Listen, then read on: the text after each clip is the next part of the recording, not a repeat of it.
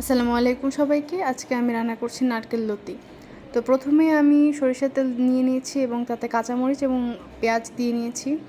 এরপরে একটু ভাজার পর কোনো রকম হালকা ভেজে নেবেন, বেশি ভাজার দরকার নেই।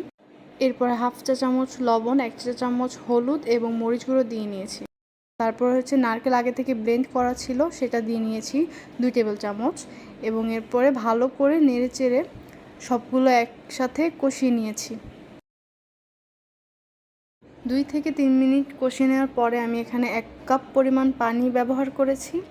এবার কিছুক্ষণ নেড়ে চেড়ে জালটা মিডিয়াম লো রেখে আবার কিছুক্ষণ ভাজবো। মরিচগুলো বেশি একটা ঝাল ছিল না, তাই আমি আবার পরে কিছু মরিচ অ্যাড করেছি, তবে মরিচ বেশি ঝাল হয় তখন আর দরকার নেই। এরপর কিছুক্ষণ নেড়ে চেড়ে আমি লতিগুলো দিয়ে দিয়েছি। এ পর্যায়ে কষানো মশলার সাথে আমি লতিগুলো ভালো করে মিক্স করে নিয়েছি।